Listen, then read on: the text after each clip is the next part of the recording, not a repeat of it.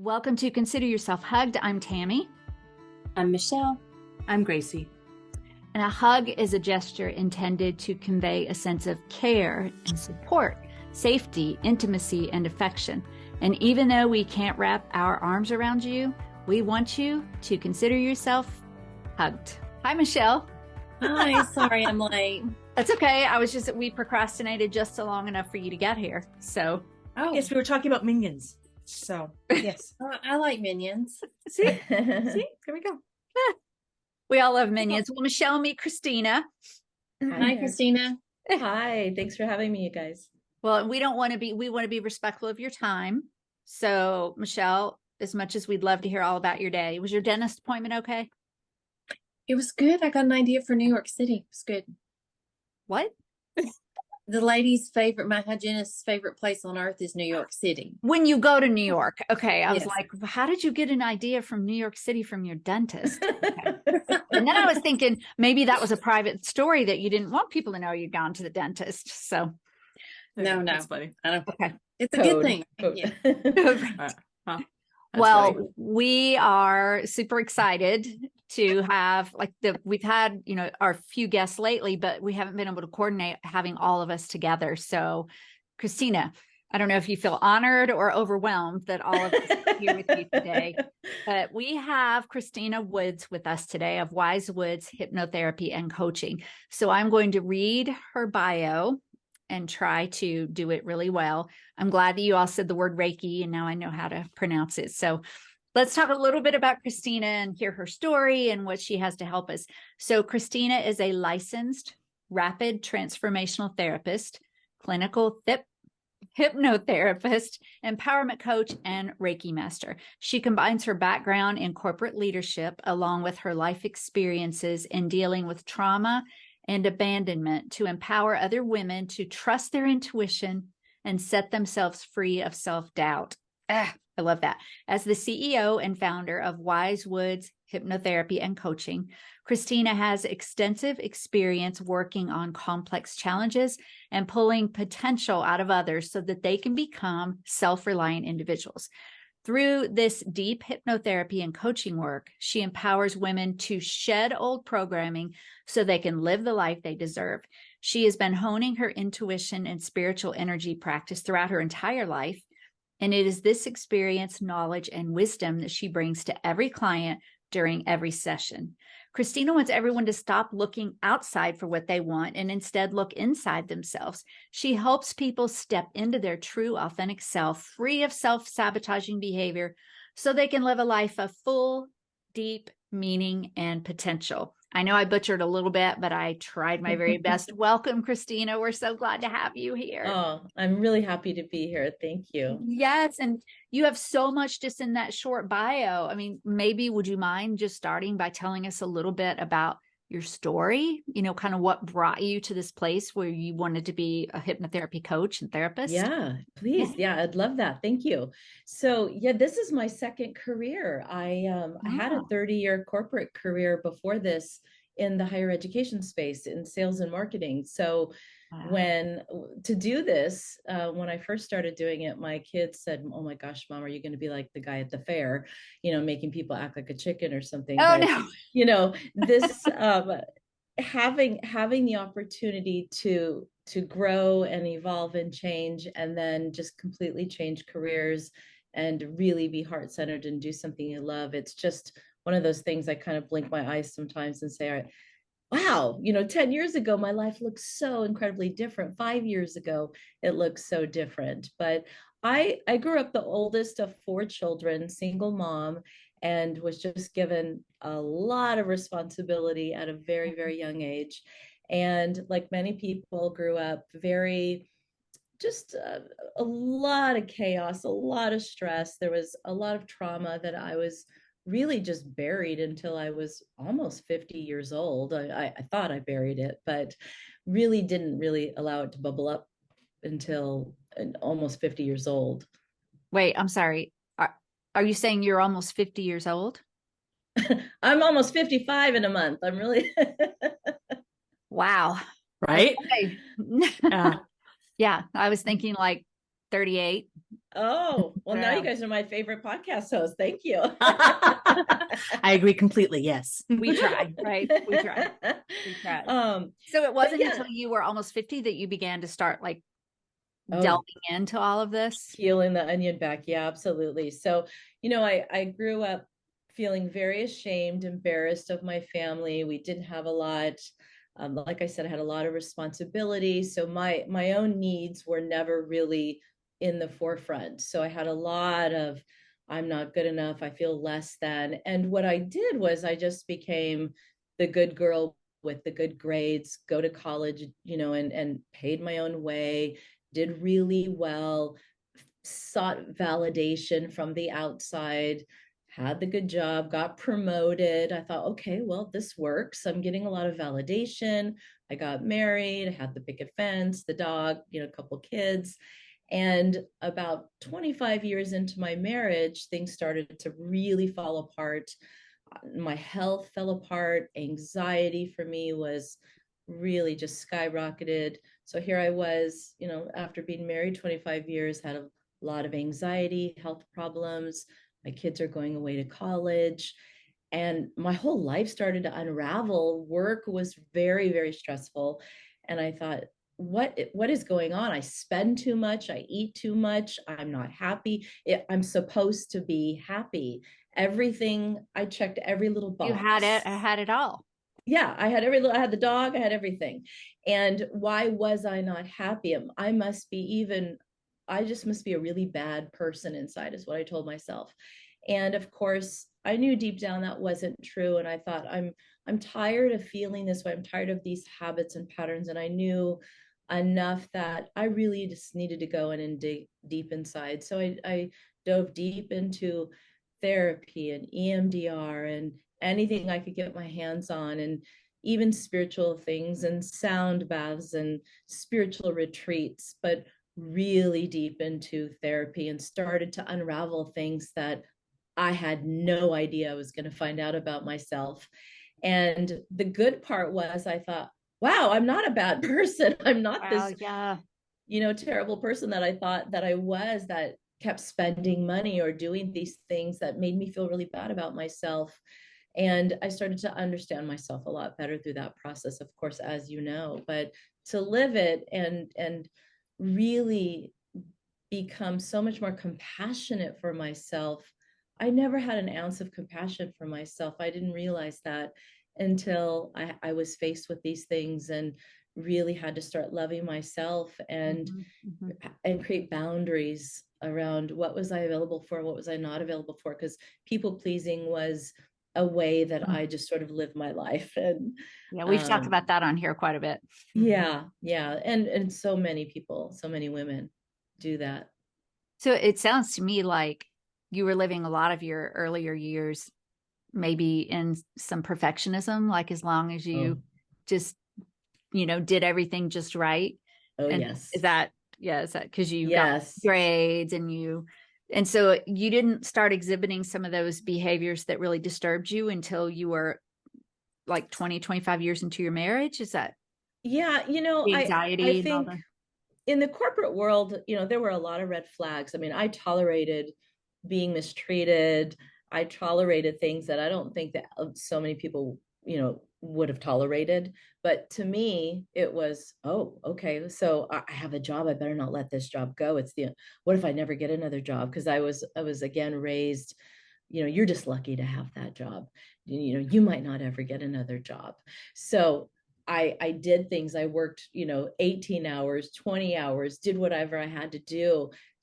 Of course I got the promotion. Of course I did these things. Right. I mean, but at what cost? So yes, I did perfectionism, but control to the point of not being able to sleep at night because, I forgot to tell my husband to make the sandwich on white bread instead of wheat bread, just intense. Everything. Yeah.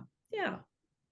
Well, there's a lot of things that you talk about, based on, like we said in your bio, like your past and your training, and you had several topics. And the one that we thought we would kind of focus on a little bit is self-sabotage. Like why we do it and how we can end it. Is that something that you did? Like you knew you were doing it, or is it something you recognized in others? How did that become something that was important to you to talk about? Yeah, no, I was the queen of self-sabotage. And no, I didn't know until I thought, well, why do I keep racking up the credit cards, but keep getting a promotion and keep making more money? Why does that keep happening? Or, my health, or why is my health and the stress level so high when I'm going to yoga, I'm reading that spiritual book, I'm doing these things. What's wrong? I had no idea about trauma in my body or any of the things in my body or the behaviors that I had. So definitely I had to take a hard look at some of those behaviors, and I did get really curious. But I think it was the beating myself up and really feeling so bad about myself. And now when I work with people, it's there's these beliefs that we have about ourselves that aren't even true. And when we can go back in and find out, why do we even believe those things about ourselves? And Marissa Peer, who created the RTT hypnotherapy that I've studied, she wrote a book called Tell Yourself a Better Lie. It's like, if we're going to tell ourselves these lies about ourselves, tell yourself a better lie. Tell yourself great, a good one. Yeah. Because this lie, like we're not good enough, or you're not pretty enough, or this enough, or whatever enough, because self-sabotage is so grounded in I'm not enoughness. And every habit we have is preceded by this thought that we have. And what is the thought? Is it even the truth or not? So that self-sabotage being grounded in I'm not enough, if we sabotage it, then we can blame it on that thing. We can blame it on whatever we do or we don't do, instead of I'm not enough. And that's definitely what I did. I did it with food, relationships, money, and all the clients I see, they, I procrastinate. I must be lazy. I must be all these things. And they're not.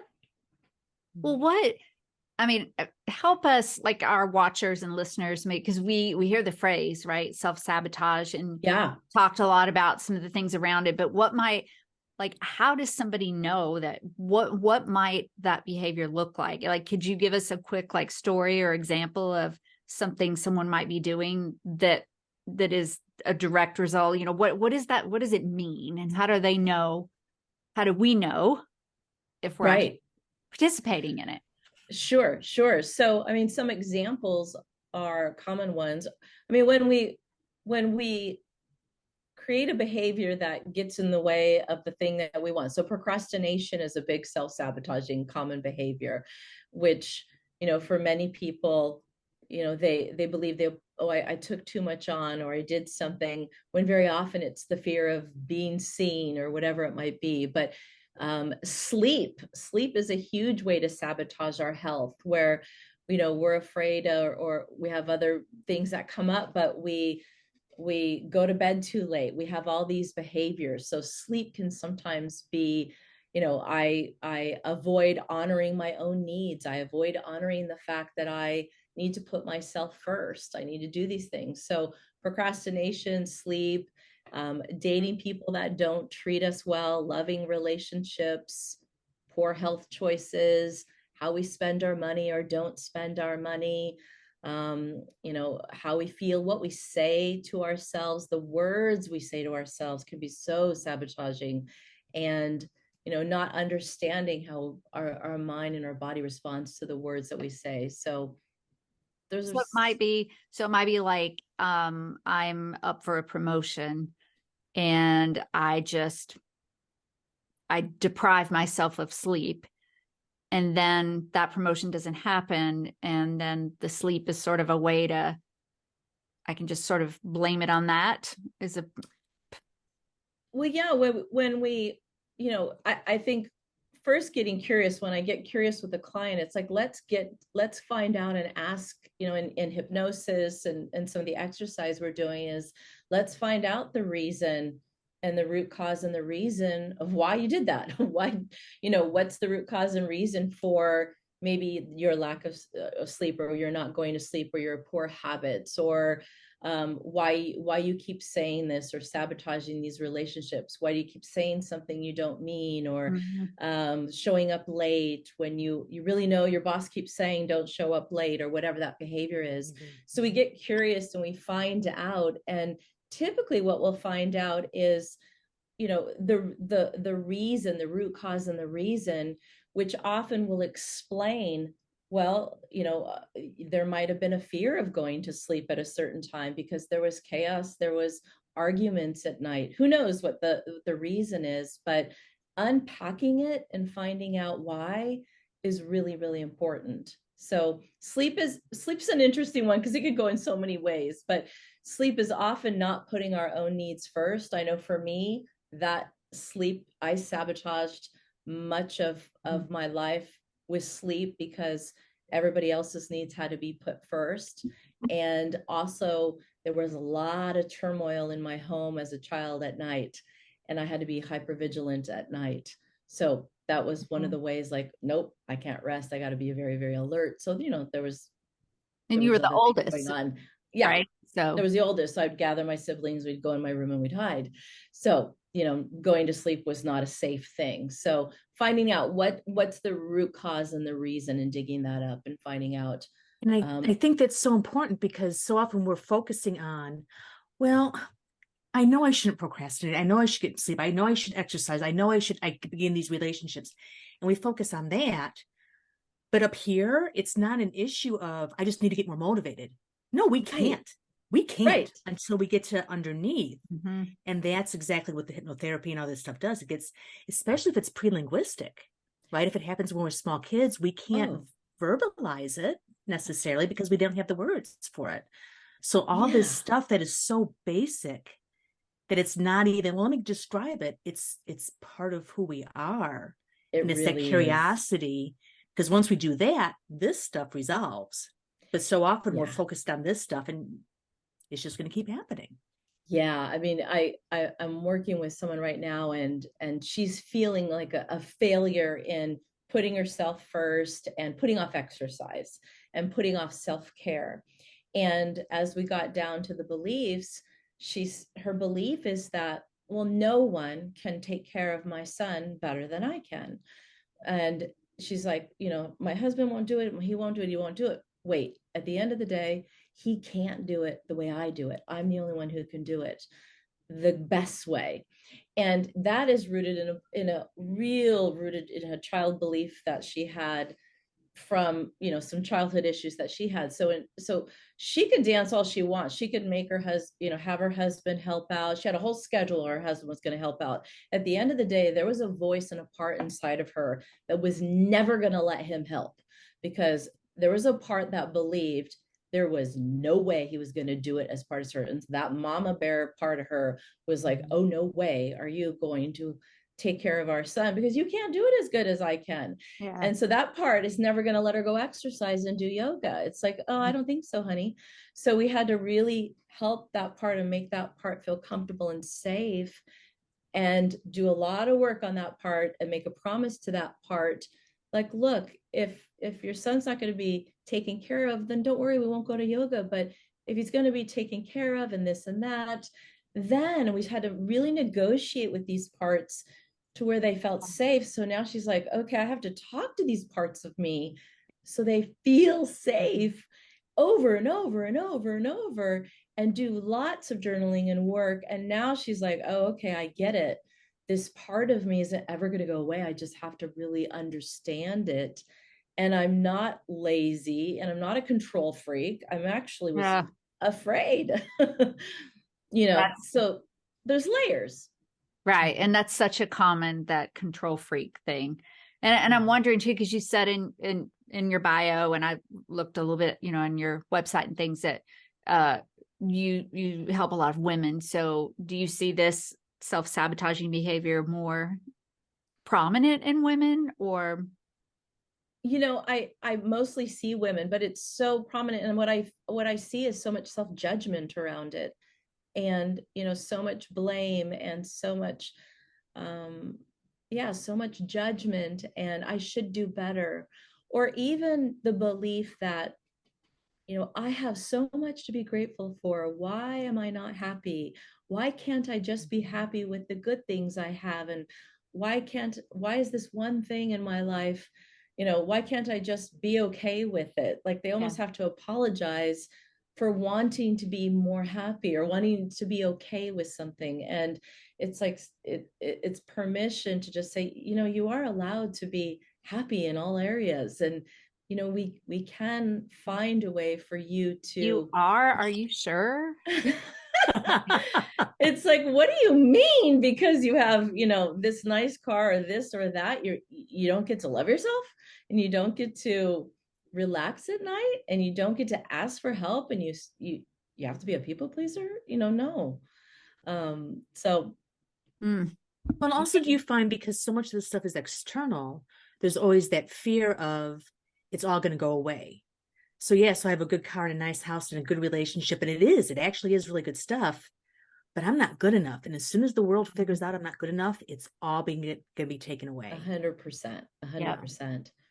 And so many, a lot of the clients I work with are executives and CEOs, lawyers, doctors, and many of them have this belief that I'm the only one that can do it, or I can't count on anyone. Mm-hmm. And I'm fiercely independent. That's, this is who they are. And there's a part of them that's so lonely inside because this is how they've survived. And so it's finding out the part and helping them find the part and the belief that built their whole belief system around that, and just breaking and softening and having compassion for themselves. And it's really a really awesome process.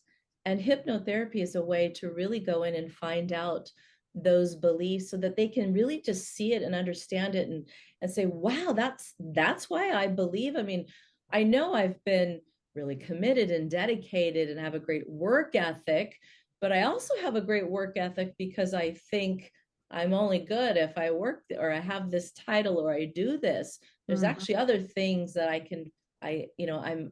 I'm good, actually, even if I, work down at the little store down here, or if I chose to be a gardener, or I would still be okay. I'd still be okay. Valuable and still worthy.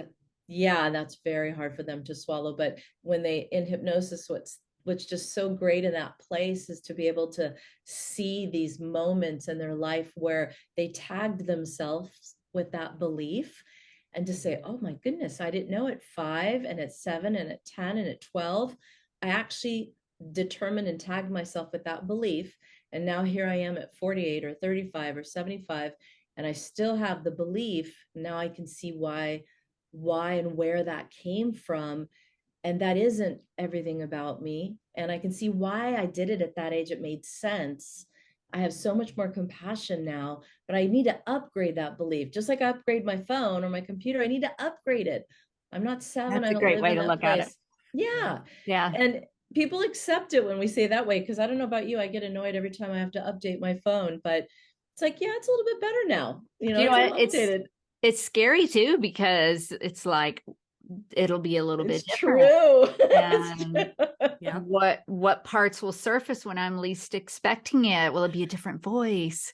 Now, Michelle or Gracie, have either of you ever gone through hypnotherapy? Oh yeah, love it. Absolutely love it. Yeah. And I have training in neuro-linguistic programming, NLP. Oh, I knew you did. And one of the things that I just, because I had a fantastic mentor, how many of my clients had a core belief that they were worth less? Because that's what we're taught. We're worthless than other people, worthless than other people's time, worthless than things, worthless than tasks, with it. So no matter how worthy we are, and we can acknowledge it, look at all these things I've accomplished, I'm still worth less than this stuff. And so, I've gone through hypnotherapy myself. Like, love it. Had the NLP training, love it. Anybody who hasn't experienced it, I really recommend it. Have you, Michelle? Absolutely fantastic. No, I wouldn't even know where to find it. Are you like, I'm like intrigued. I'm like, yes. I mean, aren't you? Yes, I'm intrigued. I didn't realize. Yes. Yeah. Can you do it virtually? Almost all my sessions I do virtually. I have clients all over the world. And so it's fascinating, and I know it is becoming a lot more mainstream, if you will, in terms of people understanding that you're not going to be put in a trance or lose control. I don't think anybody would sign up for that. Nobody would want that. Let me just lose control. No, but yeah, it's done virtually. It's just as effective as in person. About 95% I see virtually. And yep. I was No, just go gonna ahead. ask, like, because I have done EMDR before, like the difference between EMDR and hypnotherapy. Like, is there like real? What's the difference? Yeah, I've done both too. I've as a patient, I've done both. You know, I'm not an EMDR therapist, just been on the patient end of it. The only thing that I see that's similar is in terms of the programming and the using, eye movement and rewiring and reprogramming. And I'm sure there's many other similarities and differences.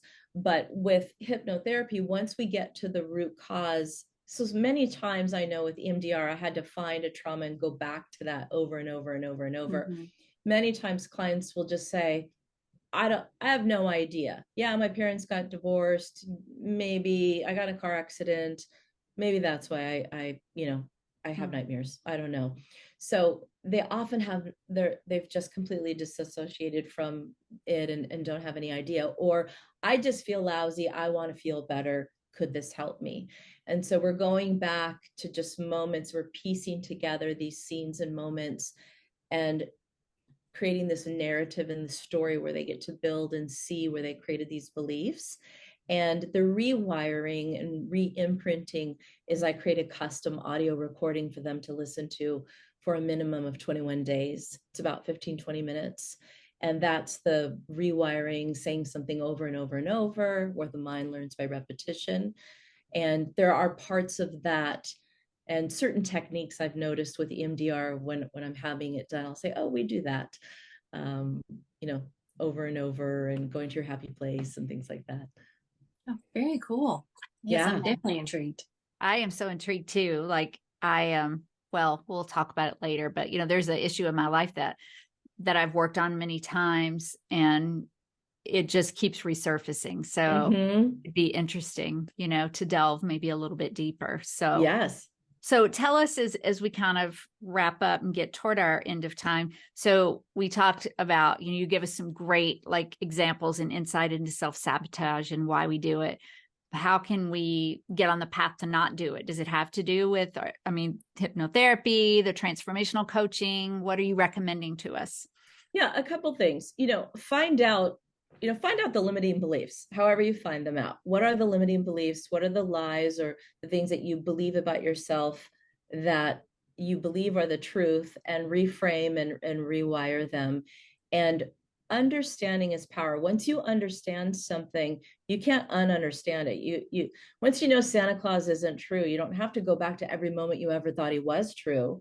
You just know he's not true anymore. So once you know something, you just know this about yourself and you feel differently. So, and it's never, self-compassion.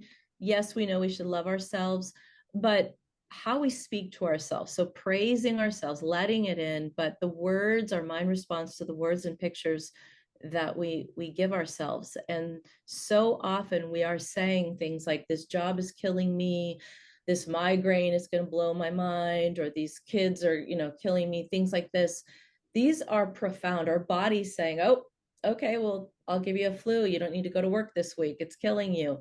So, really, what are you saying to yourself? It's not really killing you. You might say, this is a blip.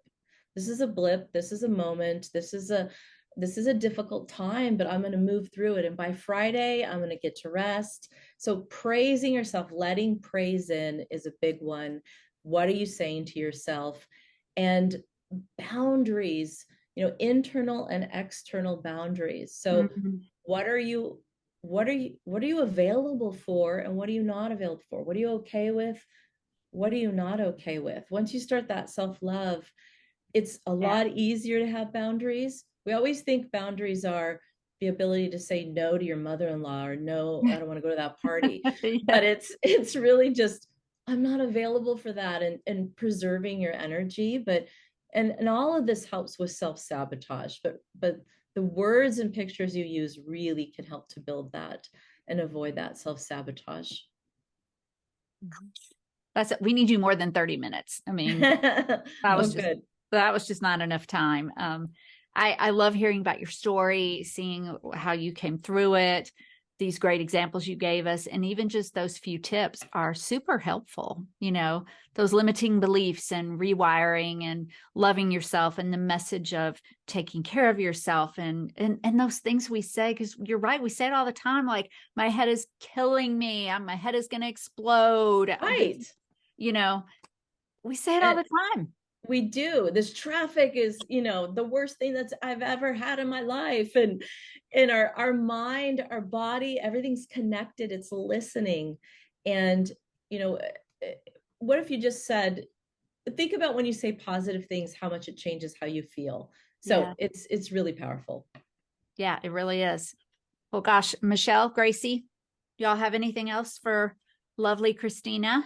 Oh, I'm just so glad to meet you and know that you're a resource out there. And I would love to talk about at some point, talk about the Reiki and boundaries around energy and all that other stuff too. That'd be great. So can we have you back? Is that I'd love it. Yeah.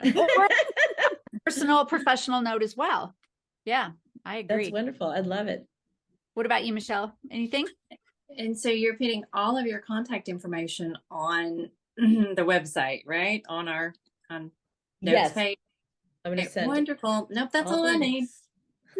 Yeah, I really am intrigued because and I think we've talked about this so much. We talked about this when we recorded the other day, just that we, the three of us, and you as well, we live in this world. We have access to a lot of these resources. We're interested in it. But a lot of people don't.